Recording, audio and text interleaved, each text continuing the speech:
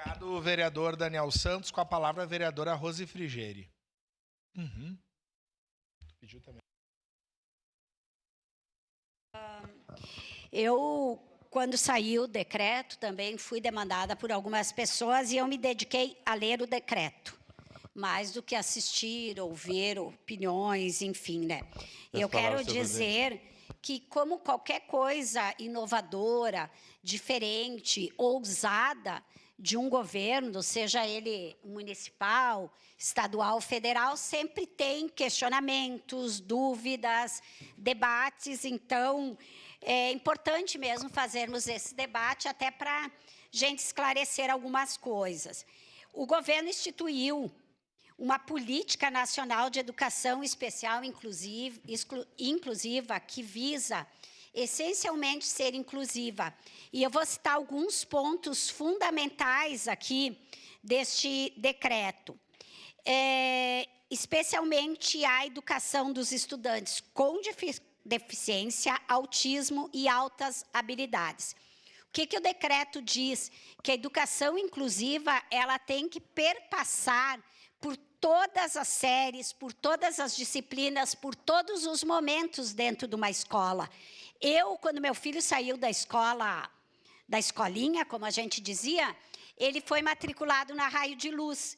Nós matriculamos ele na Raio de Luz porque era uma das primeiras escolas que tinha inclusão. Os estudantes ficavam em salas regulares o tempo possível, alguns 2 horas, alguns 3, depende de cada um. Depois eles iam para a sala de aula específica de AE. E isso era bom, porque eu queria que meu filho interagisse com crianças com necessidades de atendimento especial.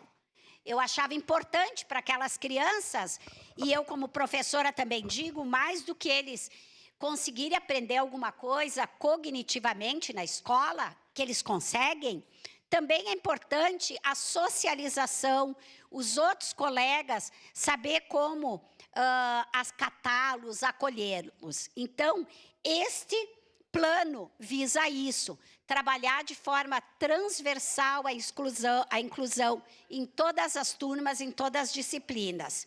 E o que ele diz? Sim, o lugar de estudante é na classe comum, preferencialmente. O inciso 7º do artigo 3º desse decreto fala isso, preferencialmente na classe comum, sendo que a classe do atendimento especial, ela vai ser complementar no caso de autistas e de deficientes, estudantes com deficiência, mas será suplementar no caso dos estudantes com alta habilidades. Ou seja, a prioridade, o que esse decreto visa? Incluir aqueles estudantes. Nós temos que pensar que Caxias não pode ser referência para cidades pequenas, mínimas, desse país inteiro, lá do Amazonas até aqui no Acre, enfim, cidades que não têm acesso a uma PAI, a uma classe especial. Então, o decreto visa incluir todas as crianças do Brasil, e é preferencialmente numa sala comum, porque se não diz isso, crianças que não têm a PAI, que não têm condições de pagar uma escola, como a Raio de Luz, que eu citei aqui, estão excluídas. Não, o governo federal quer garantir a inclusão de todos. Vereador Daniel Santos, tem uma coisa assim, fundamental nesse decreto, que é aquele laudo médico. Gente, quem é professora diariamente sabe o quanto é difícil, as pessoas já sabe que ela tem autismo, ou qualquer coisa, os laudos médicos demoram para sair, aí ela não está tida como estudante de AE. Está dispensando esse laudo médico, aquele todo processo burocrático, e muitas vezes as crianças deixam de ser atendidas pela burocracia disso. Tem mais um artigo fundamental aqui, que ele fala